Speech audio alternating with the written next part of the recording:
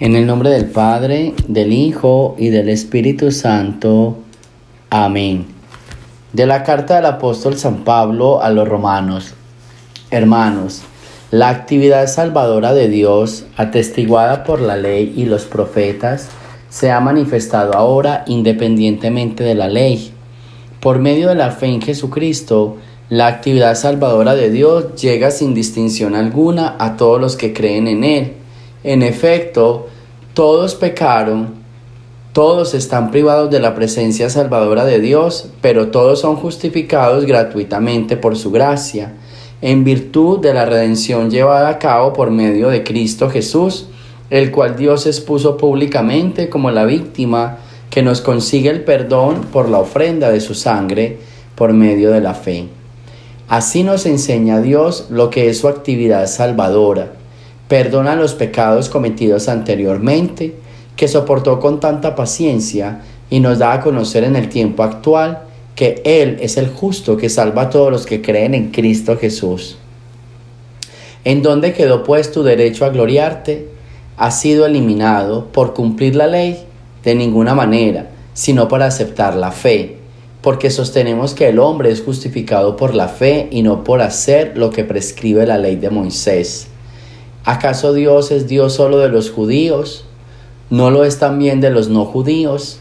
Evidentemente que sí, puesto que no hay más que un solo Dios que justifica por medio de la fe tanto a los judíos como a los no judíos. Palabra de Dios. Hoy tenemos un tema nuevo o una palabra nueva en esta lectura, y es esa palabra que llama San Pablo la actividad salvadora de Dios. ¿Cuál es la actividad salvadora de Dios? La actividad salvadora de Dios es que siendo nosotros pecadores, se nos ha manifestado y a través de la presencia salvadora de su Hijo, todos fuimos justificados o todos somos justificados gratuitamente por la gracia. En otras palabras, la actividad de Dios consiste en que Jesús, habiéndonos salvado, nos justificó a todos del pecado y nos dio la gracia de la fe. Por eso, nosotros participamos de la actividad salvadora de Dios por el hecho de la gracia que nos fue dada a través de su Hijo Jesús. ¿Eso qué quiere decir? Que todos nosotros, judíos o no judíos, hacemos parte de esa gran salvación de Dios, ya que fuimos justificados por el Hijo. ¿Qué tenemos que hacer? Abrazar la fe, abrazar la gracia. En palabras muy católicas, abrazar la fe y abrazar la gracia es el sacramento del bautismo. Por eso es que el sacramento del bautismo borra nuestros pecados, lo que dice esta lectura. Jesús borró todos nuestros pecados pasados, nos hace hijos de Dios, lo que dice esta lectura. Somos justificados por su gracia gratuitamente y nos lleva y nos hace coherederos del reino, lo que dice esta lectura. A través de la fe participamos de la actividad salvadora de Dios. ¿Sí ven? Esta lectura es un reflejo de lo que significa el sacramento del bautismo, de lo que significa precisamente esa gracia de Dios. Entonces San Pablo empieza a decir, Dios actúa o actuó en el mundo y actuó a través de su Hijo Jesús. ¿De qué manera? Dándonos a su Hijo, entregándolo a la muerte, obteniendo la justificación y regalándonos la gracia de la justificación. O sea, regalándonos la gracia, la fe. Fuimos justificados por la fe y nos da la gracia, ¿sí?, gratuitamente en virtud de su Hijo Jesús. Entonces, es bien importante que todos nosotros nos sintamos hijos de Dios, porque realmente lo somos, que a nosotros también nos salvó Jesús, la justificación también fue para nosotros, también nos justificó, ¿sí? Y que al mismo tiempo nos invita a unirnos a Él a través de la gracia. ¿Qué es la gracia? La gracia es esa fuerza interior. La gracia es lo que nosotros tenemos en nuestro corazón, esa fuerza para acercarnos a Dios, ese Espíritu Santo para creer en Él. Entonces, esa gracia nos fue dada el día del bautismo.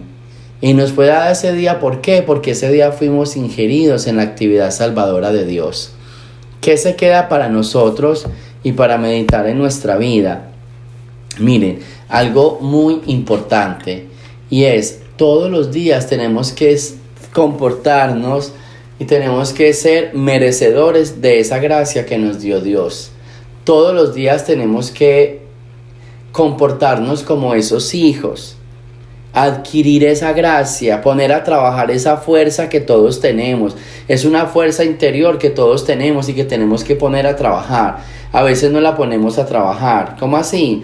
Nos desilusionamos, nos desesperamos, nos enojamos, nos perdemos en otras cosas y entonces se pierde la gracia. Por eso todos los días levántate con esa fuerza, levántate con esa motivación, levántate como con esas ganas de pertenecer a la familia de Dios. Siéntete hijo de Dios. Y cuando te sientas hijo de Dios, entonces vas a decir, claro, yo me siento hijo de Dios. Eso significa que Dios habita en mí, ¿sí? Me hago hijo de Dios, ¿sí? Y al mismo tiempo participo de la actividad salvadora de Dios, que es que Dios quiere que todos los hombres se salven y lleguen al conocimiento de la verdad. Pero para poder que se salven tienen que abrazar la fe. Por eso hoy es un día bien especial para que abraces la fe en Dios. ¿Listo? No es que no tengas fe, es que tienes que abrazar la fe. O sea, porque a veces uno dice, ay, que yo no tengo fe. No, es que la fe la vas a abrazar. Por medio de la justificación la vas a abrazar la fe. ¿Cómo la abrazo? Todos los días sintiéndome hijo de Dios. Todos los días tratando de ser mejor persona. Partícipe de esa herencia que Dios nos ha dejado. Así que ánimo en este día para todos nosotros, ¿sí? Permitamos que Dios haga esa obra en cada uno de nosotros. Permitamos que esa obra de salvación que Dios puso en nuestros corazones llegue a feliz término. Disponte. Esa sería una palabra bien bonita. Disponte a trabajar con el Señor. Disponte. Señor, heme aquí. Yo quiero trabajar contigo. ¿Sí? Dígame qué tengo que hacer. Mándame, envíame. Dame una palabra que yo lo voy a cumplir. Eso se llama disponte. ¿Listo? Entonces vamos a pedirle pues al Señor con esta primera lectura que nos ayude siempre a ser esos hijos de Dios y esos participadores de esas gracias de Dios y a sentirnos justificados por Él. Ahora escuchemos el Evangelio. Del Santo Evangelio según San Lucas. En aquel tiempo Jesús dijo a los fariseos y doctores de la ley: hay de ustedes que construyen sepulcros a los profetas que los padres de ustedes asesinaron.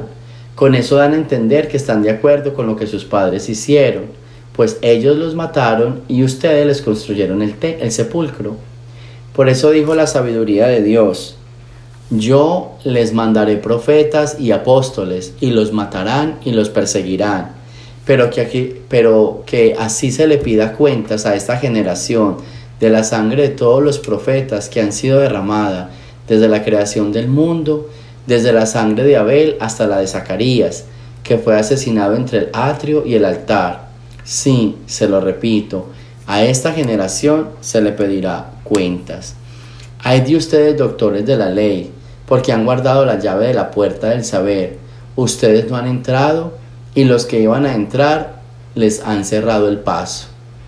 Luego que Jesús salió de allí, los escribas y fariseos comenzaron a acosarlo terriblemente con muchas preguntas y a ponerle trampas para ver si podían acusarlo con alguna de sus propias palabras. Palabra del Señor. Muy bien, tenemos la continuidad del Evangelio de ayer, porque este Evangelio de hoy viene en continuidad del de ayer. Un Jesús que sigue todavía diciendo: ay de ustedes fariseos, ay de ustedes doctores de la ley. ¿Sí ven? Otra vez lo que dijo ayer. Hoy continúa con el discurso, pero entonces tiene tres cosas bien interesantes. Dicen: Ustedes les construyeron sepulcro a los profetas que sus padres asesinaron. Con eso están diciendo de que ustedes son partícipes o de que ustedes están de acuerdo con el asesinato de sus papás.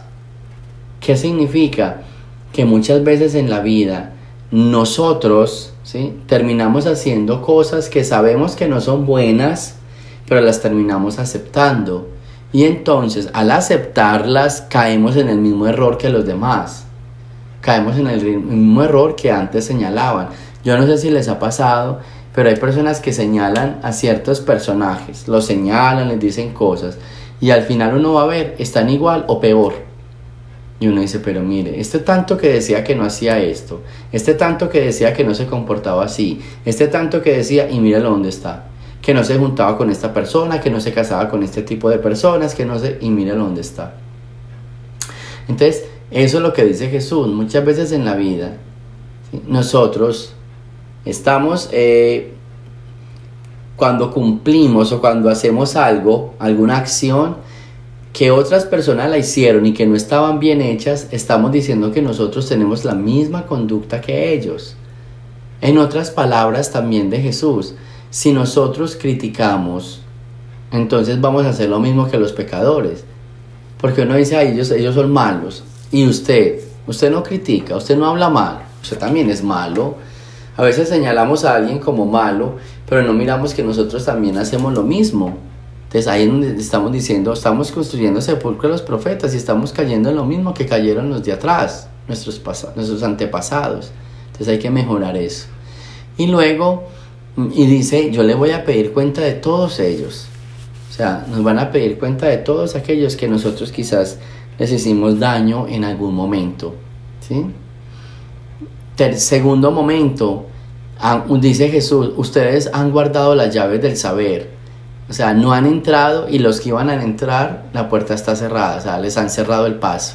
En otras palabras es, ustedes ni entran al cielo ni dejan entrar a los demás.